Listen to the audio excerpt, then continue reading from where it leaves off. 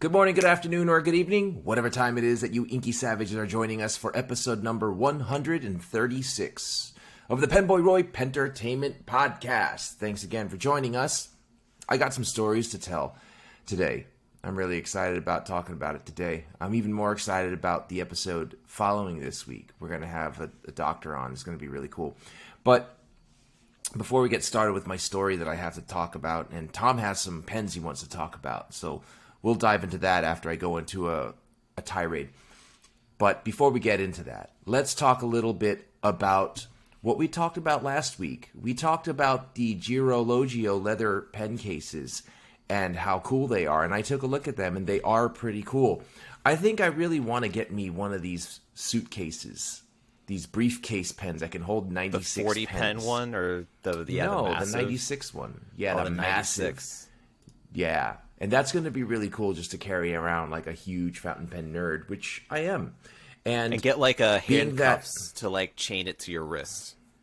Yeah, I'm going to call it the football.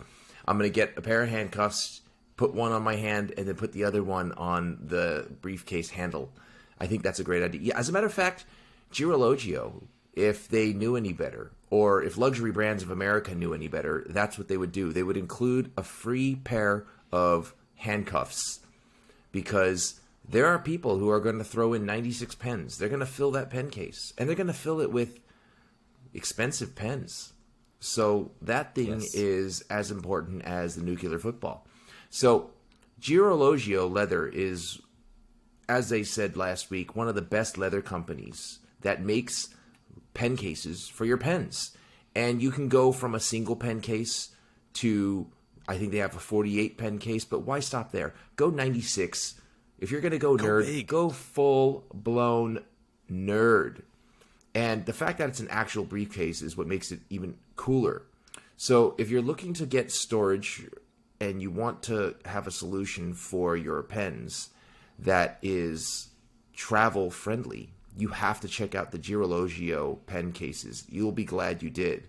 That's what it actually says in the copy. It actually says, you'll be glad you did. So it must be true. So check them out at your favorite retailer. Now, even though your favorite retailer is Goldspot Pens, Goldspot Pens doesn't actually have this yet, but they are going to, because they are an awesome retailer.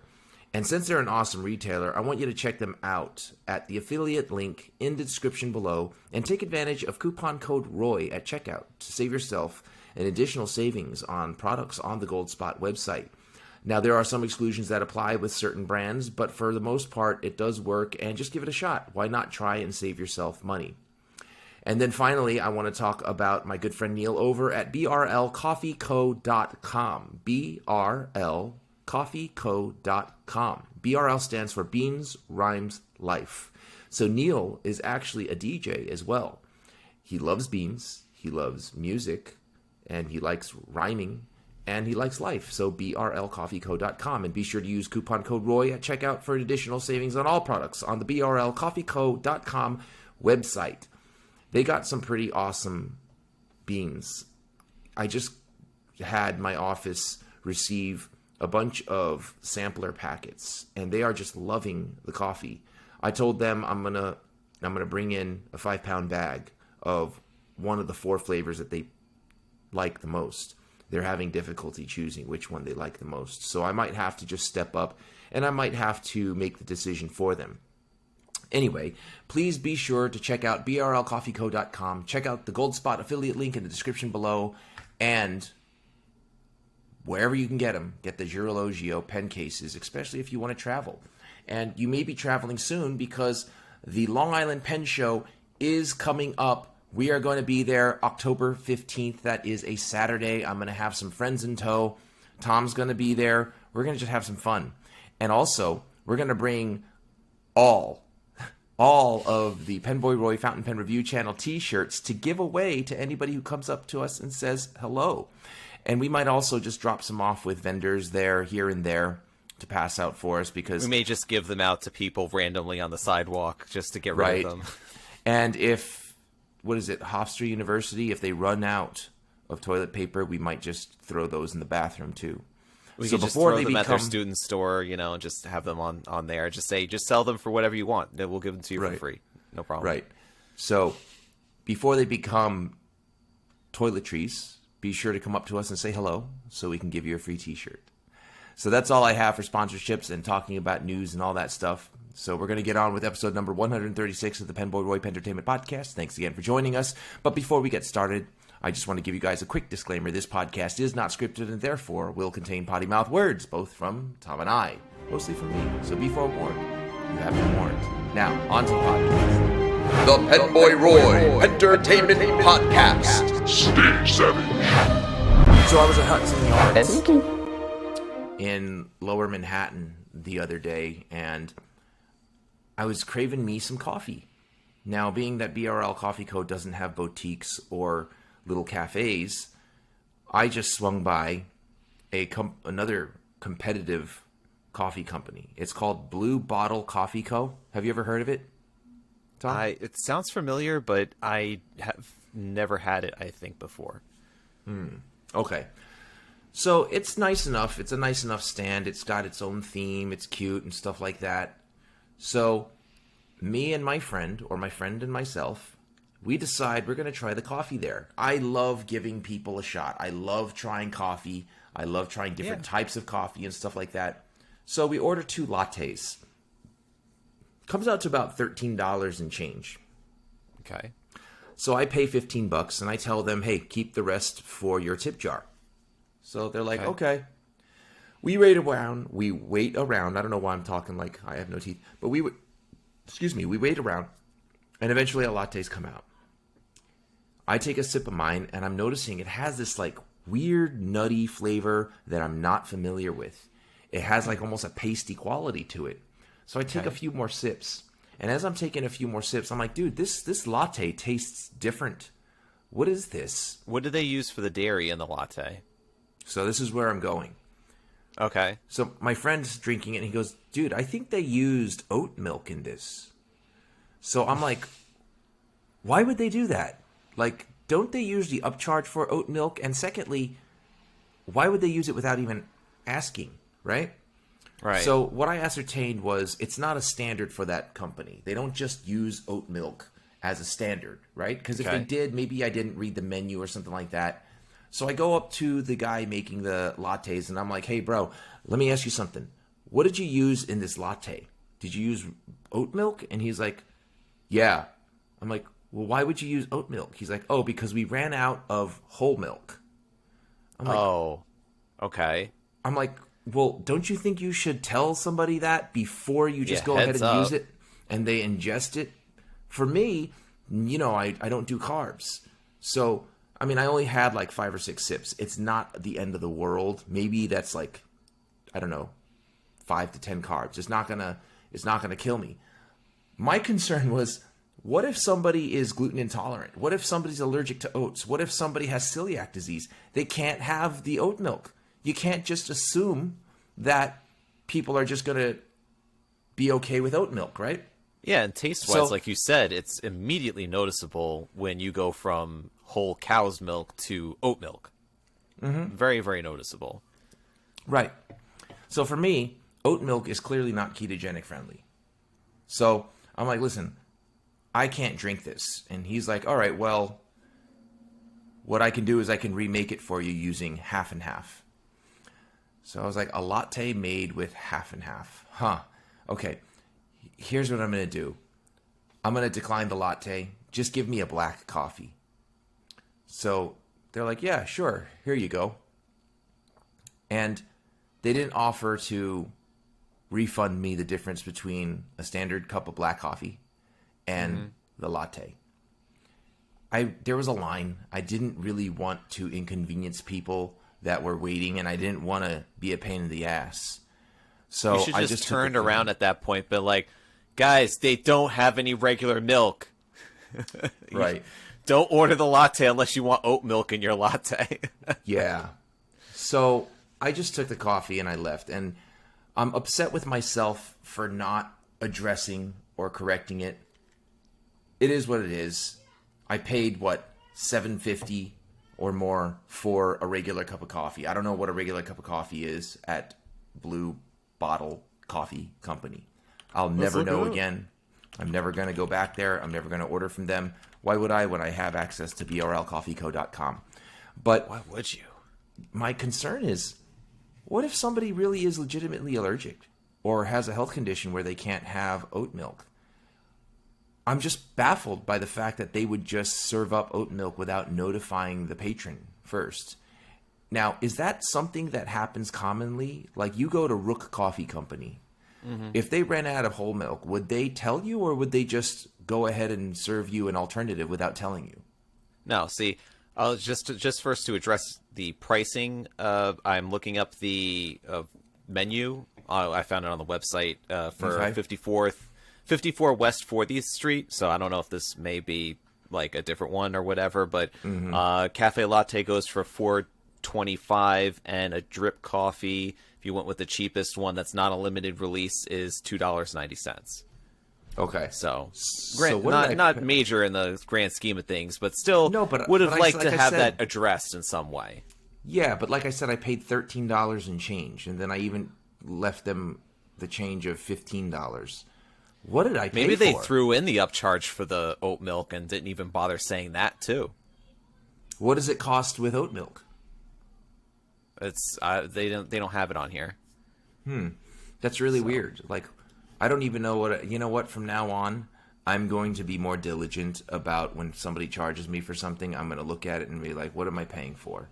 Because usually you do have to pay extra for oat or almond milk. I know that's true with Starbucks. With Rook, it's not. Rook, it's like if whatever dairy you want to put in it, it's the same price. Whatever type of sugar you want to put in it, same price. They don't change it. It's granted, it's more expensive, I think, overall to begin with, with a standard cup of coffee there.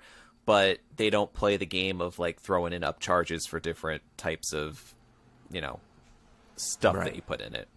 And what really bothered me is the principle of the whole thing. They responded with a, oh, well, too bad type of attitude.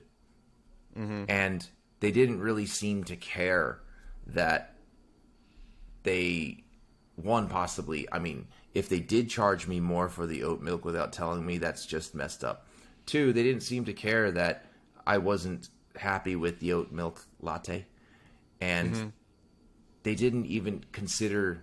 I didn't ask. That's on me. Everything is on me. I'm not... It is what it is. I'm going to move past it. But I just wanted to share that story. But it's on me for not asking for the refund. It was only a few bucks, but still, money is money. And I think the thing that really upsets me the most and makes me feel the most slighted is the, oh, well, too bad type attitude. It wasn't... When you were given something that wasn't even... It's not... I mean, if they were, let's say, a vegan coffee company, right? I mean, they might be. Look it up. That was like their main thing.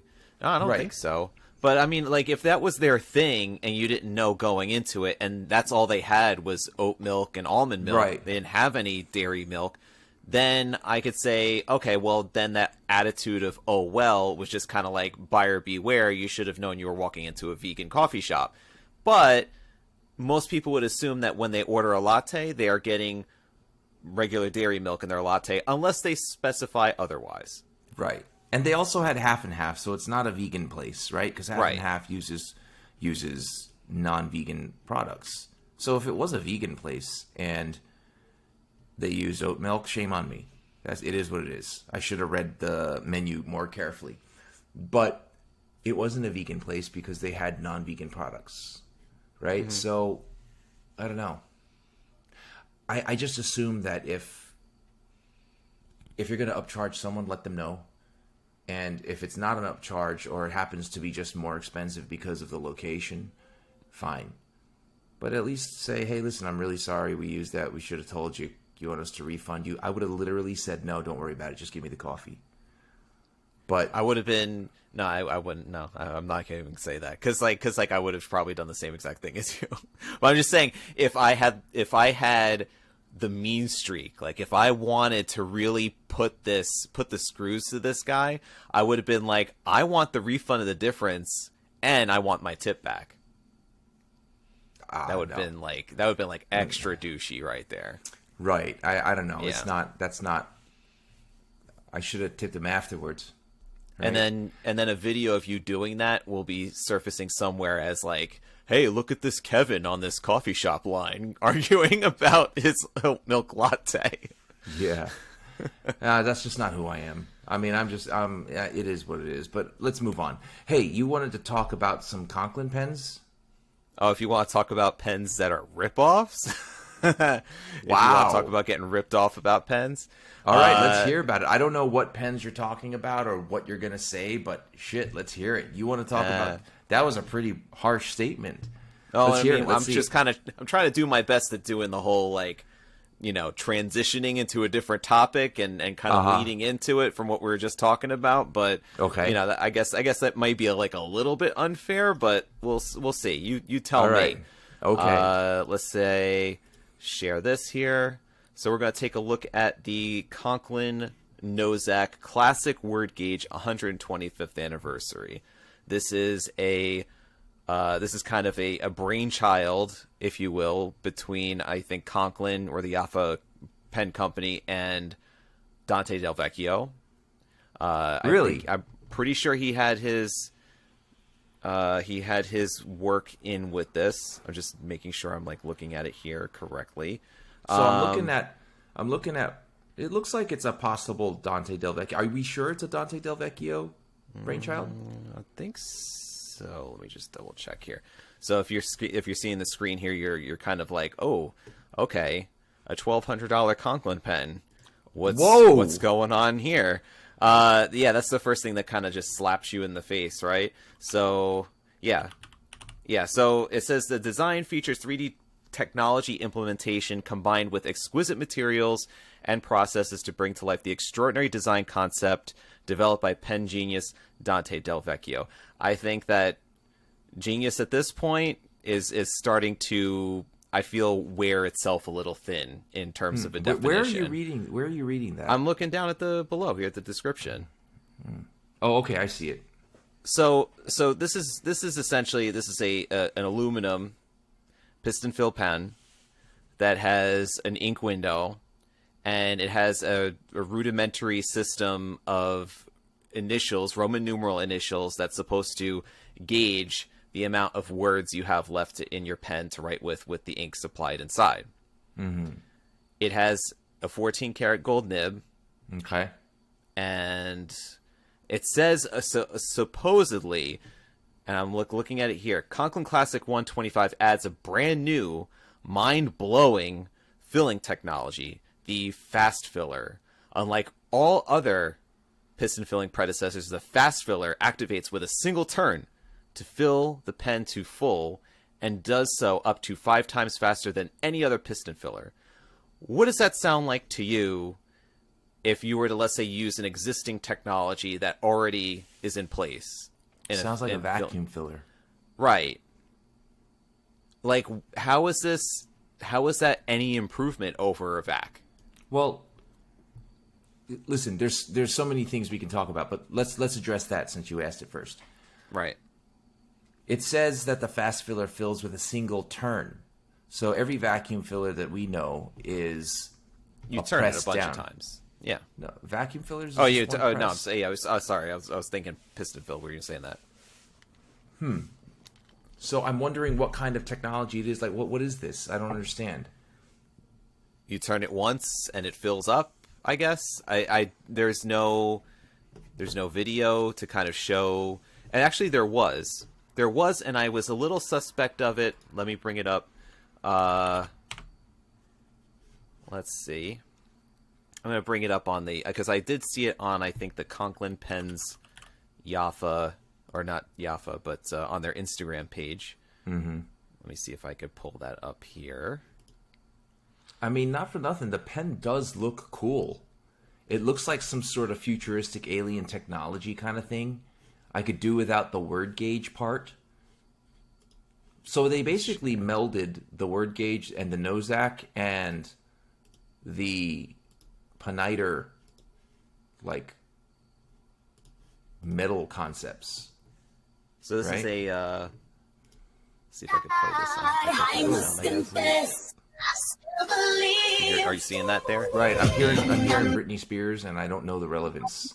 You can but you see that? You see that actually? Okay, so I'm going to describe this for people who are not watching this Lower right the now. volume. Just hit the mute button because I can't. It's just too loud. All right. Sorry.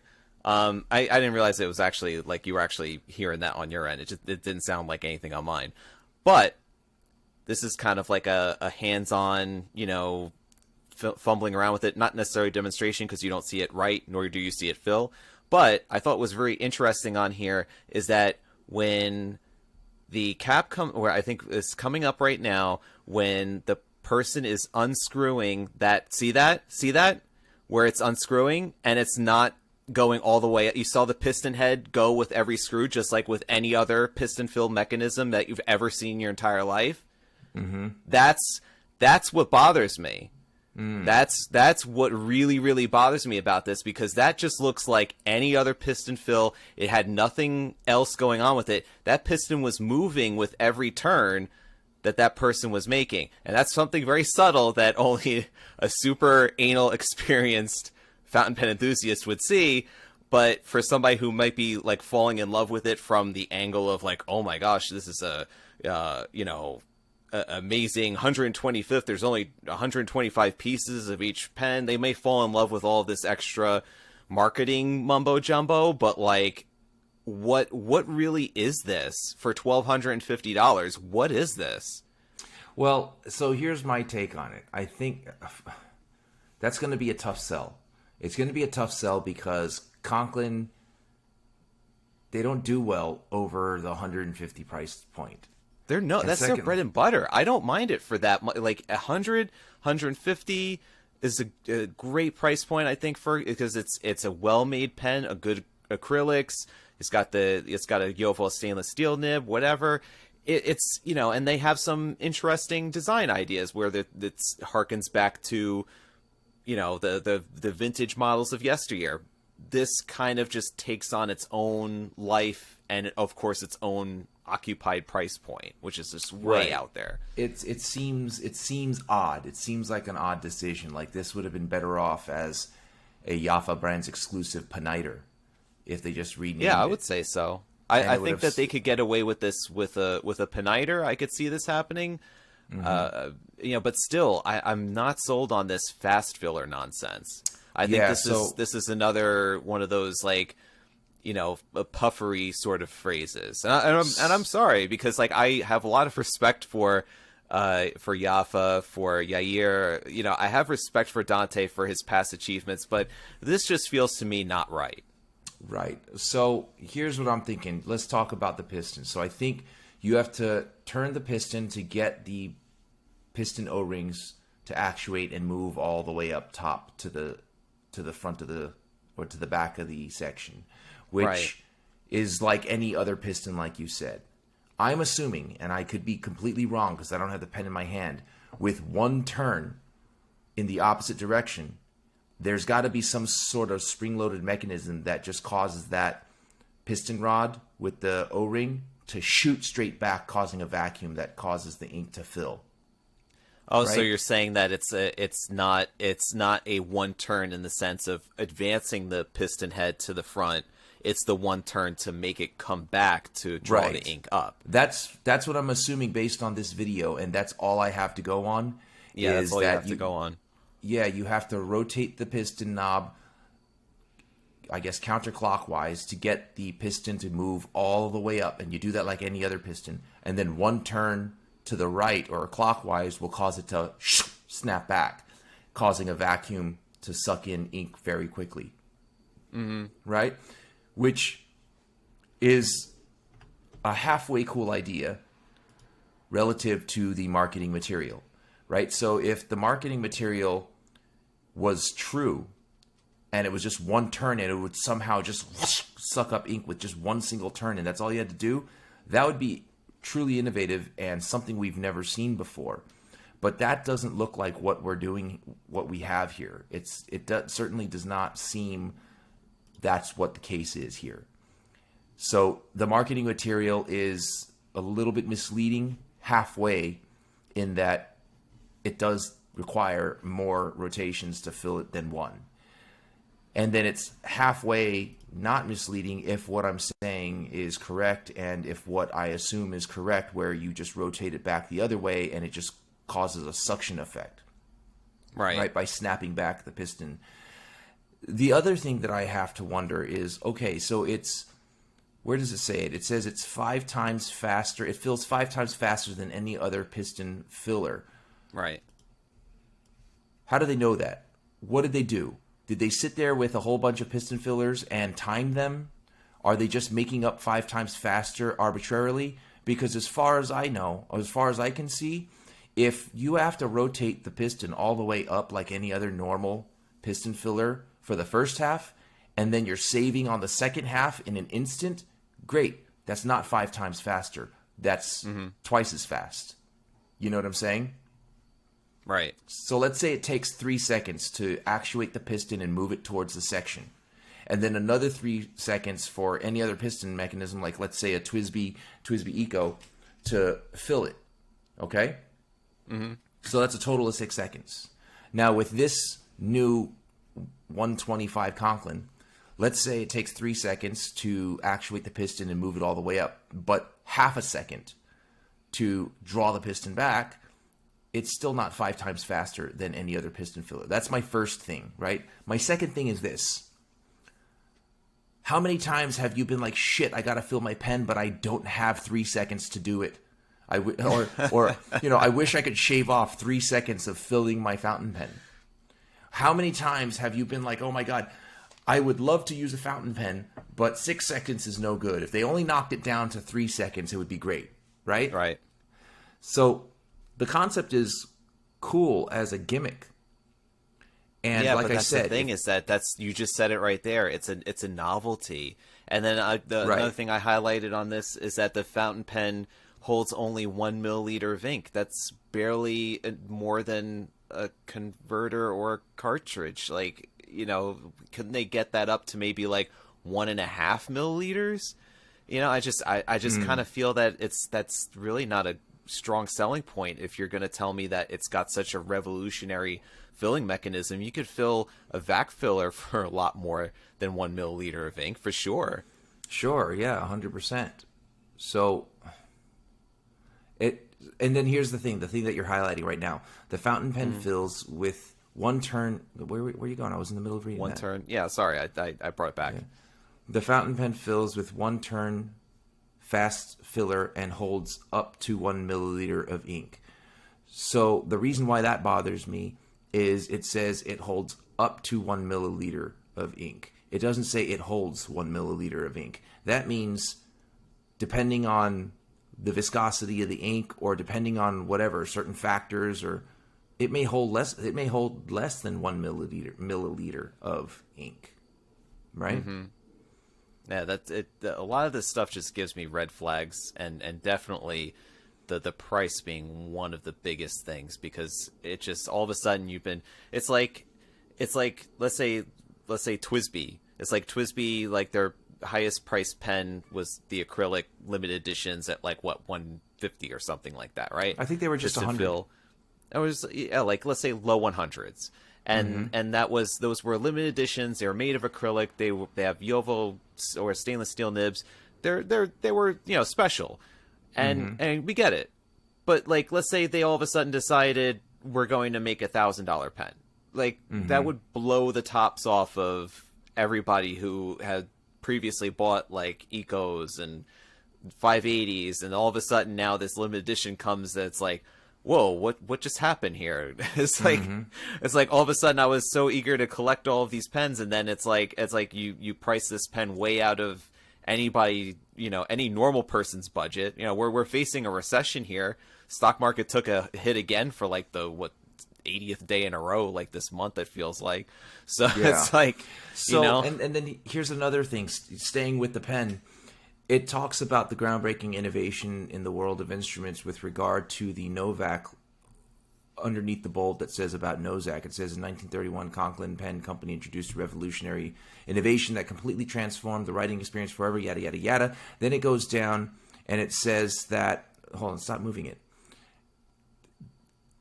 unlike the ink sac, the piston filling system allowed larger ink capacity and a smoother filling experience. So the nature of this new 125 completely obliterates what made the Nozac, one of the qualities that made the Nozac favorable, which was a larger ink capacity, which this does not have.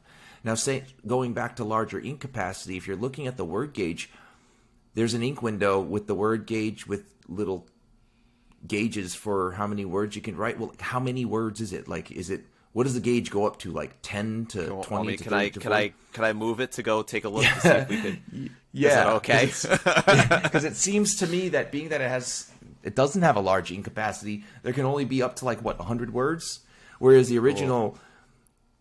So each numeral represents 1,000 words, and so there's 7 numerals on there, so 7,000 words you have. Okay, so that's actually, what is it? More than the actual word gauge, the ones that they made out of carbon fiber. Hold on, let me see if I can find mine. Well, I can't.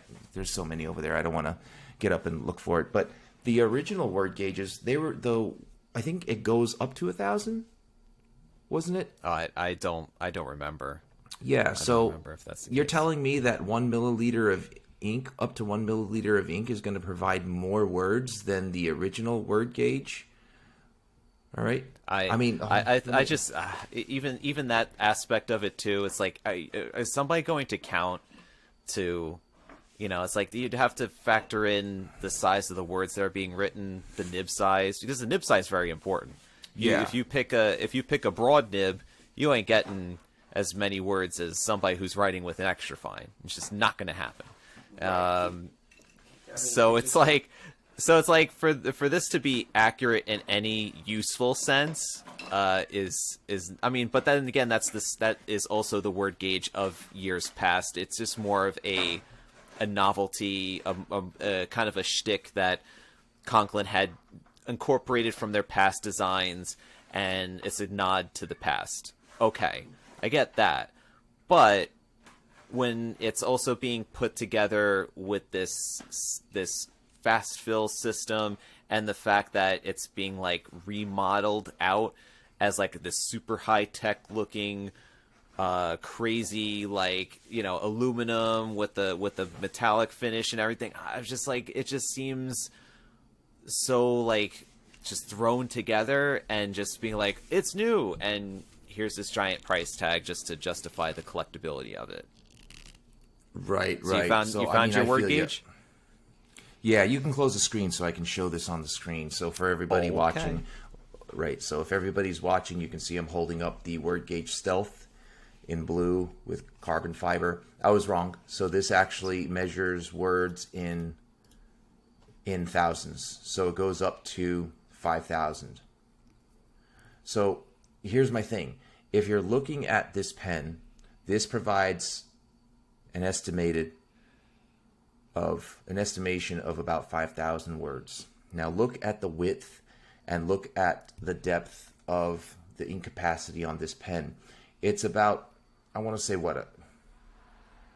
half an inch. I would say half an inch thick, and the length is an inch thick. That is certainly, I don't have a syringe to measure it, certainly more than 1 milliliter of ink. Okay, I would feel that way. Yeah, right. I'm certain it's more than 1 milliliter of ink, because if you just take a standard ink converter, okay, and compare it, standard ink converter can hold about 1 milliliter. Yeah, that's right? a good comparison. Yeah, right. So this is the standard ink converter holds about 1 milliliter of ink. You hold them next to each other. Yeah, it's a little bit longer, but the width is almost 4 times the width of the standard ink converter. So this, for sure, I mean, we didn't talk about this before the show, so I don't even know if I can't even demonstrate it right now with an ink syringe. If I went into the cabinet behind me and got an ink syringe, I'm sure we could find, or the little vials that you send out. Yeah. I'm sure that you're going to be playing around with those volume measurements later. Right. So volume wise, the word gauge Stealth is allegedly 5,000 words. And is there any way you can look up? You don't have to screen share it, but look up the volume of ink that the word gauge Stealth had, maybe from past archives or something like that. I can try to look it up. Because if this was more than a milliliter of ink in the word gauge Stealth, and it's 5,000 words approximately, then how is 1 milliliter of ink going to provide the same number of words? You know what I'm saying? Right. Let's see. Capacity. So I don't think that the people who designed this or did the marketing material, I don't believe that they are dishonest at all. I just think they're throwing arbitrary statistics and numbers out there without really considering how valid they are. But there's no malicious intent as far as I'm concerned. I don't think that they had the intent to deceive. I just think that they're throwing this information out there without verifying it. But then again, knowing Neve as I do, he's not one to just say, hey, let's say this, even though we don't know if it's true or not. So the truth is, I haven't verified or validated any information. I could be completely wrong. Mm-hmm. Actually, you know what? While you're looking that up, I'm actually going to go and get an ink syringe. Oh, see, I knew you couldn't help yourself. Just couldn't help yourself. I'm trying to look it up. I'm not finding any information to see what the capacity was on the word gauge. But I mean, just like you said, just looking at it and comparing it with a standard converter, I have to believe that it's more than 1 milliliter in capacity. I'm certain it is. So I'm using one of the ink vials that I got from Ink Journal, and it's almost empty. It had some J. Herbon ink in it, but I'm gonna fill it with a cup of Poland Spring water all the way to the top. Okay, so if anybody is not watching, I just filled up this ink vial all the way to the... It looks like you're about to turn from Dr. Jekyll into Mr. Hyde. You're going to take that vial. Actually, yeah, I don't want to actually ink this pen up, so I'm going to actually dump this and get some clear water into it. But the point is, I want to see what the ink capacity is on the original word gauge, okay? See how many milliliters it is, and then compare it. Oh my goodness, I filled it too much. And then I want to compare it to the stats that... Look at this. Oh my goodness, I'm going to make a mess here. Oh, okay. Okay, so look, I have a filled ink vial filled with tinted water. Now it looks like pee. Yeah, it looks like pee. You did lower it below the camera line, so I couldn't see what you were doing there, if you were doing anything in your lap. So I don't know what's going on there. I'm holding up both the pen, and I got to dump some out because I don't want to spill any on my desk. So you will spill it because you had it all the way up to the top. I was going to say something. It's 3/4 filled. So this is at just under 5. This is just under 5 milliliters. What I'm holding up right now. Okay, so I'm going to dip the Conklin nose. I spilled it. I'm dipping the.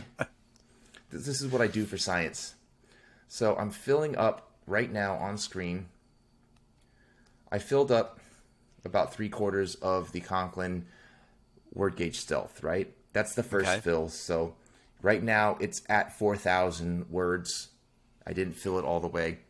And the reason why is just because I don't want to have to actuate it twice. It's not easy to twist the piston knob on these pens.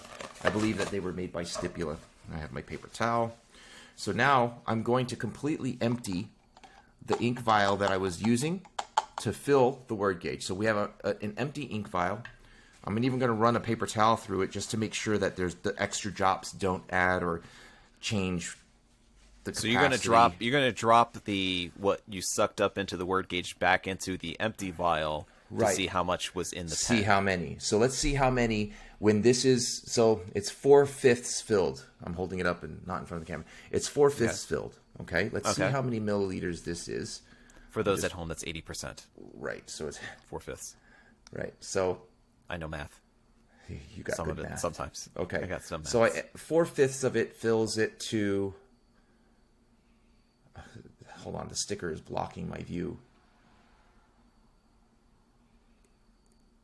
It's just a little bit over 1.5 milliliters. Okay. 4/5. So now we got to do it again. And I'll tell you why. Because we need a full fill. We need a full fill. I wonder but still, though, if you're at 1.5 mil, you've beaten the supposed incapacity of this 125th anniversary. We have Conklin. Right. So we have. So I'm going to do it twice. so I can get a full, complete fill. So I'm going back down to push out the air. Yeah, now I'm refilling it. Pushing it Fill down. that. Fill it. Okay, so now it's about 90% full. I can't. It's about the same. I can't seem to get out the air bubble. All right, so if I hold the pen upside down, it's full, right? You see that it's full? Mm-hmm. All right. I think you did better than you did last time. Yeah. So now I'm going to empty the pen back into the vial. Okay? Be sure to shake it off after you're done. Shake it off. There you go. Okay, so now I emptied it. It was about 90% full, and we are at 1 3/4 of a milliliter in the word gauge Stealth, which provides about 5,000 words. It's measured. So you're telling me you get 5,000 words from up to 1 milliliter? So this goes back to what I was saying. I don't think that they intentionally had intent to deceive or say anything dishonest. I just think they started throwing numbers out there for marketing purposes, but it's just not accurate. Yeah, but the thing is, like, at this point, though, especially when you're trying to sell people on a very, very dearly priced limited edition that is super special, very limited, and has a whole bunch of supposedly new stuff, technology about it, you know, you want to be able to entice people, but you also want to get your facts right. Right. You know, I don't think that they got the facts right. I really don't. It's just too off. I got to put this on the floor so I don't accidentally drink it. I used to do that. I used to clean my pens out with a coffee mug, and then I would wait until the fluid gets really dark, and then I would actually drink coffee and sip the wrong one. I don't want that to happen. oh, Yeah. So, yeah, I hear your rant. I hear your bitching and moaning, and it's very valid. It really is. Like, how much is the pen? $1,200? yeah, $1,250, I think, $1,250, something So like that. they're pricing it so that it's the number 125 is lines clever. up I see that. yeah, but they could have priced it 1,200. at maybe like $125 and still had probably been more successful with it if it just maybe came with a steel nib and, like, instead of having reinventing the wheel with some sort of fast fill system, could have just put a vacuum filler on it. So listen, I never knock the attempt for innovation. I think that trying and failing at innovation is the key to innovation. It is what it is. I think that the gripe that I have with it, I have a few. Like, no, I really do. Yeah, one of them is the price doesn't belong in the field of Conklin. Okay, because the last time they tried something like this, it was the Conklin Crescent Filler Sterling Silver Edition with the gold flex nib. And those were $700, I believe, or $700. And they didn't sell well. And eventually everybody had to price them down to $300. And it hung around for a good while still. So what they didn't have on their side at the time, though, was Dante Del Vecchio. Now, Dante Del Vecchio is a brilliant designer. And the reason why he's a brilliant designer is because he tries things that maybe other people aren't willing to try. He takes risks for the sake of innovation, and I thoroughly appreciate that. Whether it fails or is successful, it's still the same to me in terms of I appreciate the fact that he attempts it. He has the courage and he has the cojones to try. So I won't knock the attempted innovation. What I will knock is I need to know where the cost is. And based on the fact that it's 125th anniversary and the price is $1,250, I'm feeling like the cost is just the cost because it lines up with the anniversary number. They could have priced it half the price, still made money on it possibly, and maybe it would have done better. It would have had a better chance. Now, not knocking the Conklin brand, but the Conklin brand, it doesn't hold its weight against a price tag of $1,250. It's kind of like, would you pay $300,000 for a Rolls Royce with souped up features versus a Ford with the same amount of features at the same price. You know what I'm saying? So this is where marketing and name value comes in, where, like I said before, this pen certainly looks like it could be a peniter. If this were a peniter, no one would say boo about it, even with all the features and all that stuff. Let's say it was a Jaffa Brands exclusive peniter, then it would make better sense than if it's a Conklin that comes out at $1,250. That's my opinion, just based on the limited knowledge. Now, again, like I say, limited knowledge. We don't know everything about this pen. We may very well get this pen in our hand and be like, holy shit, this is the most amazing thing I ever touched in my entire life. This new material where they injection mold metal with resin and burn off the resin and then leave the cast of the pen with metal is awesome. It's just so amazing. This looks like alien technology. It's the most amazing thing ever. And we may very well say, this is certainly worth $1,250. Most likely not, but we may. We don't have it. We didn't write with it. And as far as I can tell, it's a Jovo flex nib, the one that I saw in the video, but it's not the Jovo semi-flex nib that we're familiar with when we see Edison flex nibs and the stock Jovo right, flex. The stock this flex is the nibs. OmniFlex version, so right, it's got different cutouts. Right. From that video, you took it down, but I remember seeing a different feed than the cheapy plastic feed. It almost looks like a Bach feed, but that can't be true. So if it's not a Bach feed and it's a Jovo nib in a what I would assume it does look like it definitely looks like a Bach feed. So it looks like a Bach feed, but it's with a Jovo nib. So I don't know what's going on there.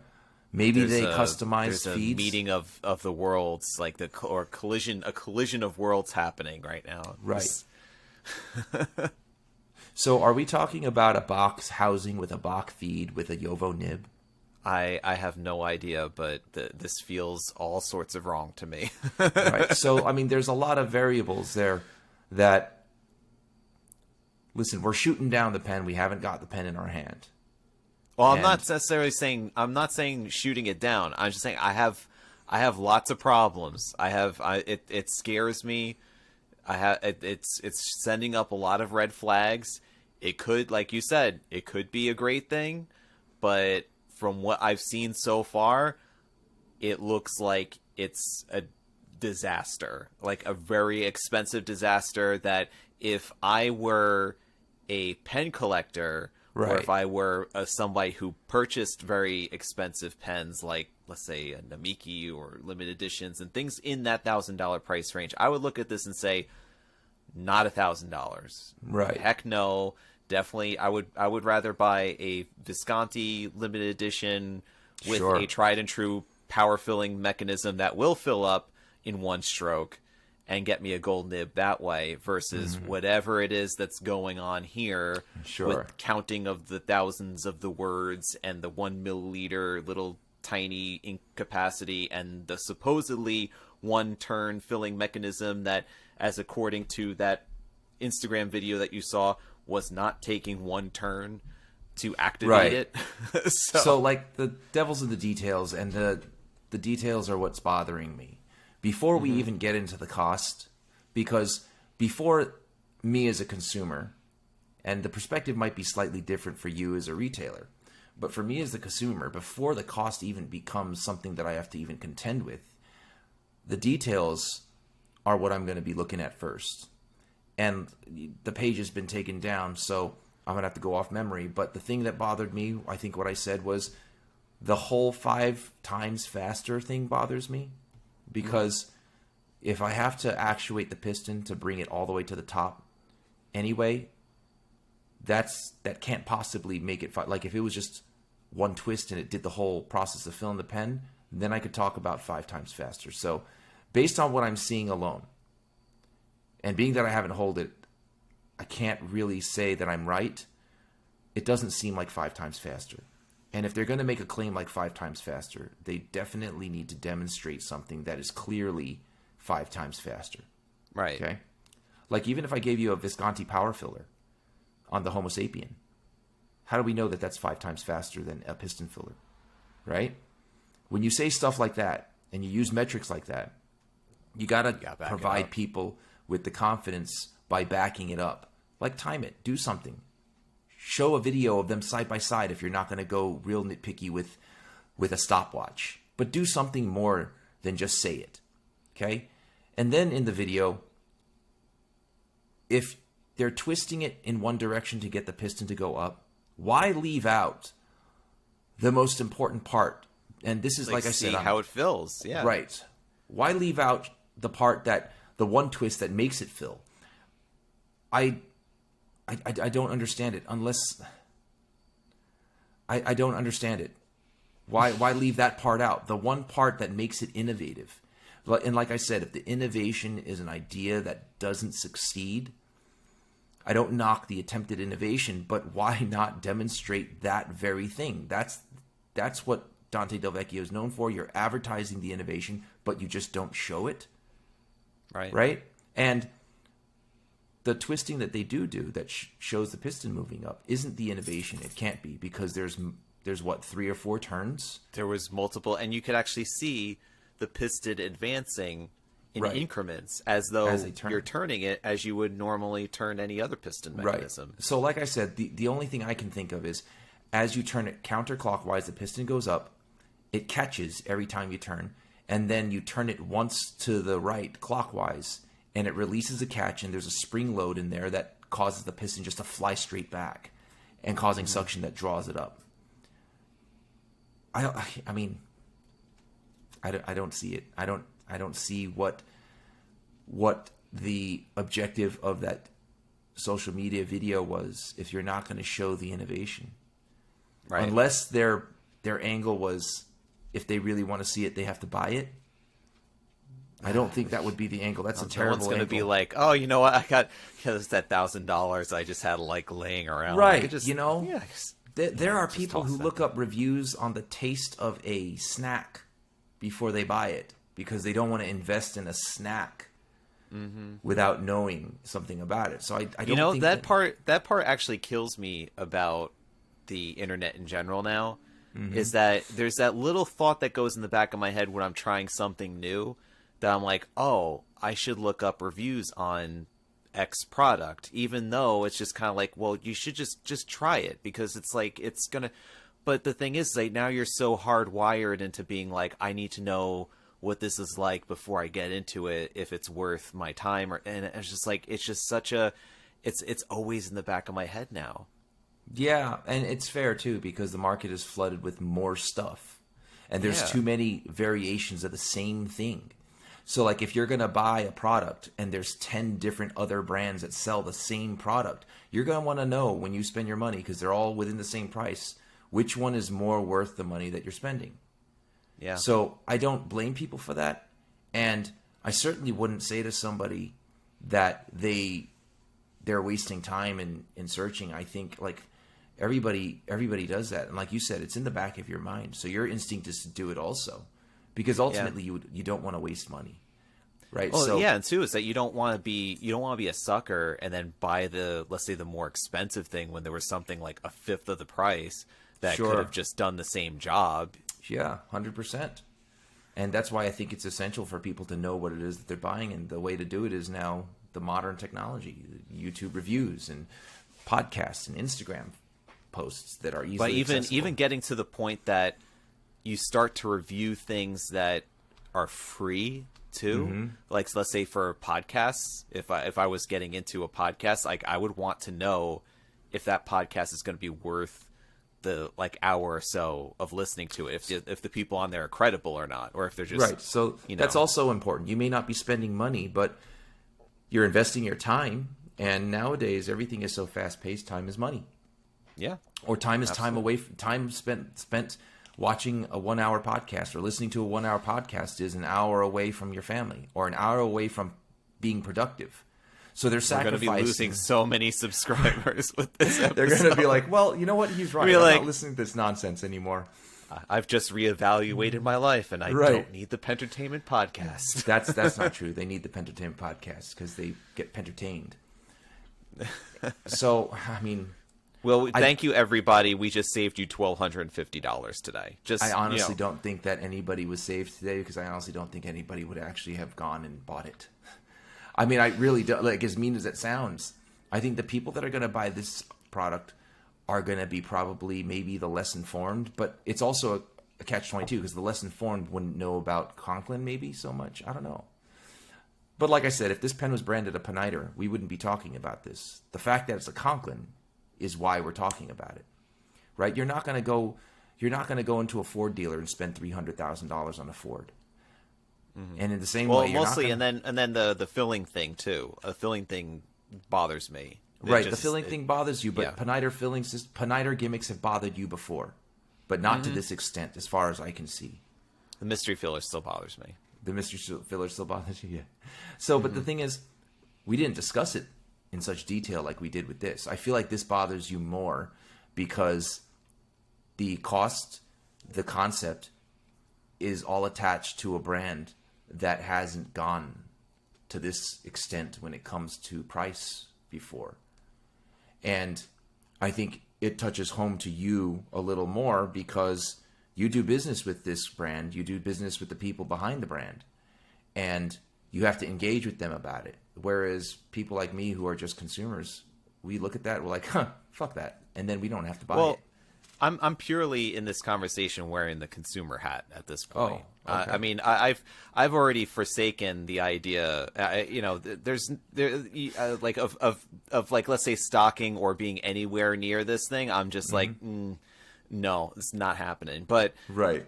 But like in terms of in the consumer's point of view, I always like try to walk in those shoes first and foremost. And as a pen connoisseur, pen enthusiast, whatever, there's things that trouble me about this so deeply that I just felt it was necessary to talk about it. So yeah, I mean, you know what sucks is, listen, we're just being honest about what we think about what we see so far, and what we see so far is limited, and it's limited not because we are being limited by our personalities or ideologies or opinions, but we're limited by what we've been given.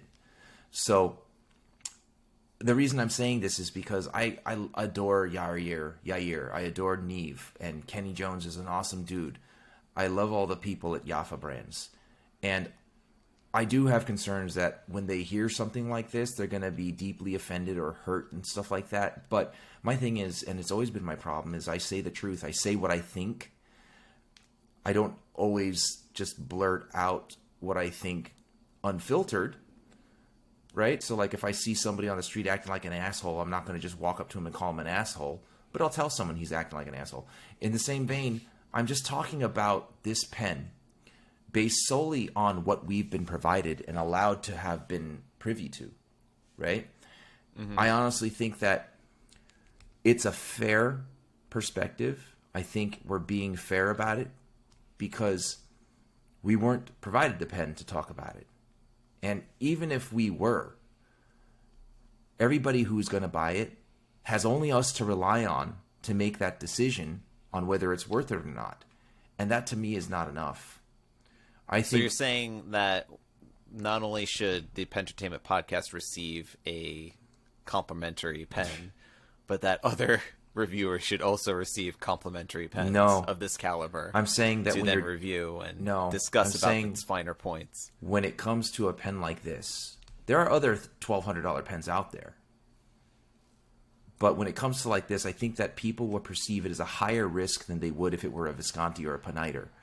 And that's the impression I'm getting from you, and that's just because of the history of the brand. Always touting inexpensive, always touting quality and value. Yeah. But now they're doing something that is just the complete and total opposite. And secondly, there's issues when it comes to quality control with Conklin that many people have talked about.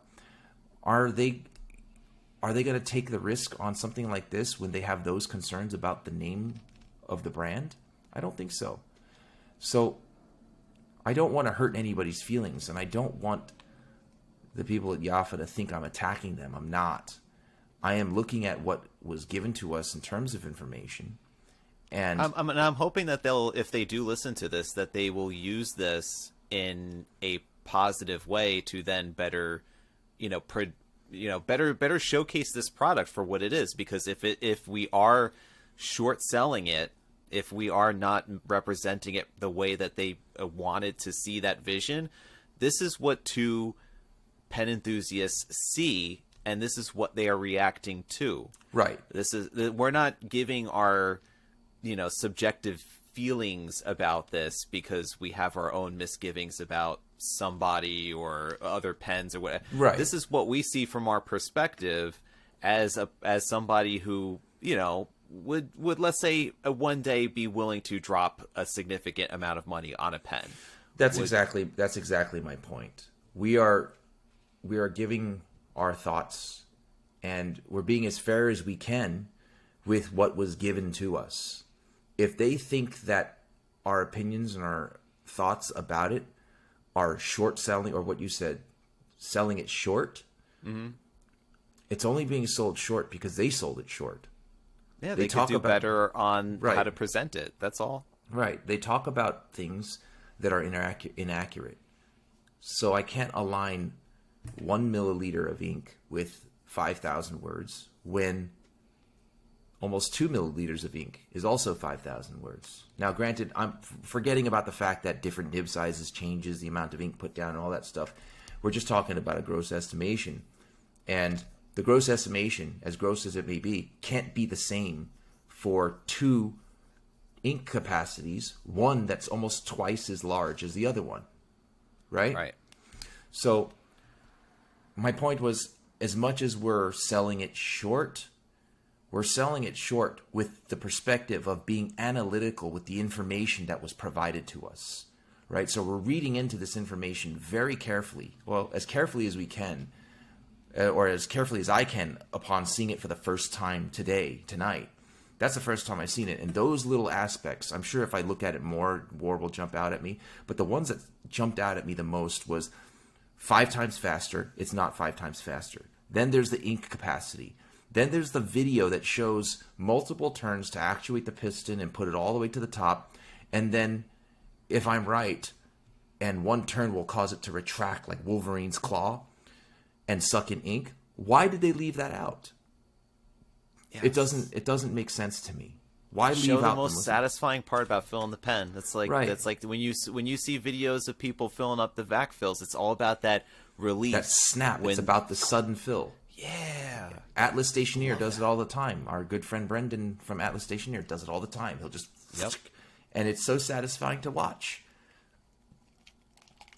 I don't know. Don't rob us of that. If you're gonna sell a $1,250 pen, don't rob us of the reason why it's being sold as a $1,200. So that's the other thing that bothers me. Why is it $1,250 from everything that I can see, other than the fact that, I mean, yes, at first I was thinking, oh, it's because Dante designed it, and he comes with a high price tag with whatever he touches, and that's fine. Just like Giorgio Armani comes with the high price tag, whatever he touches, it's fine, right? So I was thinking that. I was thinking maybe it's because of the molding of the material. Maybe it's that. Maybe it's because of the design of the piston filler. Maybe they had to make new machines to do that. Maybe it's that. But then I'm looking at the name of the pen, and the name of the pen is 125. It's 125th year anniversary, and then your price is $1,250. 1250. So to me, it's you got a hard sell. I'm telling you got a hard sell. Yeah, you have a gold nib. Yeah, you have a cool piston filling mechanism. You have cool material. The design looks really futuristic and looks like alien technology. That's great. But what's really kind of bothering me is, will I be paying $1,250 because the numbers 125 are the forefront running numbers of the price tag? That can't be the reason for me. That will always be stuck in my head. And they need to come out and say something about how the reason why the price is what it is not because it's 125, the name is 125, and then 125 is in the price. That seems like, if that manipulated or if that influenced the price, that is a poor way to come up with a price. If they can turn around and say, hey, we had to do research and development for making machines to produce these new piston fillings. You got the gold nib. We have this new technology that we injection mold the metal. Great. Say those things. Even the feed looks different. Maybe it's not a Bach feed. Maybe they had to mold their own new feed so that the flex nib works way better. Say that. Say all those things that are important that makes a person in during an economic crisis want to spend $1,250. But right now it's kind of, I don't get it. I don't get it. It's like I walk into a steakhouse, and as you often do, as I often do. And they're telling me a steak is $350, but they're not telling me why it's $350. All they're saying is it's really good. Mm-hmm. Well, I don't know if it's it has new beef technology. Right. It fills you up 5 times faster, boy. Right. And like, we have a new cooking technology that renders the fat and makes it taste super duper good. And then they show you pictures of the raw meat. They show you throwing it onto the stove. And they cut the video at that point in time. They don't show you how it's cooked. It's kind of like, I don't know. So I understand why before, while we were in the green room, while you were saying you're going to go off on a rant. I think I might have hijacked your rant. I apologize for that. But you know me. I'm analytical with little details. And those ones jumped out at me. And the last thing that bothered me is they combined Nozac with the word gauge. So we already talked about the word gauge and how that in its description is kind of just fell on its face in combination with the ink capacity being up to 1 milliliter. That bothers me also, up to 1 milliliter. But then they go on to talk about the word gauge and talk about how the word gauge was capable of having such a much larger ink capacity. And in the paragraph right above, they say it in not so many words. This new pen does not have a large ink capacity. I mean, you know what I mean? Like, there's so many things wrong with the marketing material and the price. I don't know how they're going to fix that. I don't know. Well, I don't think this is going to be flying off the shelves. They could take some of the feedback that we've been putting together. Maybe they reintroduce it. You know, they could, because I mean, I don't think anybody has this pen right now at the moment. So, you know, maybe they have a shot at being able to relaunch this, or to at least like kind of frame it differently. For me to buy into this, not only do you have to reintroduce it, you have to remarket it. You have to be very clear, and you have to be very, very, I say, intentional with the information. You have to be accurate with the information, and then you got to bring the price way down. And then you'll have more of my buy-in. As it stands right now, we have too little information at too high of a cost. And that information that is little, there's just too many inaccuracies or things that are inconsistent. Or seems contradictory. Right. I don't need to have the pen to know that that information is not correct, just based on what I've seen. You know what I'm saying? And if I'm wrong, prove me wrong. If I'm wrong, and you know me, Tom, if I think something and I turn out to be wrong, I'm the first person to admit that I'm a dumbass. And I will say, I was wrong. You were right. So prove me wrong. I'll be the first person to say it. But until you do, this is what I think. But listen, having said that, I've had to pee for like the last 30 minutes, and I've been holding it in. Oh, jeez. You know, it is over an hour already. I did not even realize that. Yeah, holy cow. This went really quick. And I got to be up at 4 in the morning, and it's 9:15. Oh, nice. Right. So anyway, listen, I really want to hear everybody's opinions, and I want to hear everybody's thoughts. I want everybody to go look up this Conklin 125th anniversary fountain pen. We may be giving them some inadvertent, like, major advertising right now, because that's all we've talked about for the last, 40 minutes. Right. I want you guys to go and look it up, and I want you to write into pentertainmentpodcast@gmail.com and give us your opinions. I really want to know. I really think that it will be helpful if those in power at Jaffa hear your voice and ours. So, having said that, thanks again for listening. Love you guys. Be well. Be safe. Stay inky.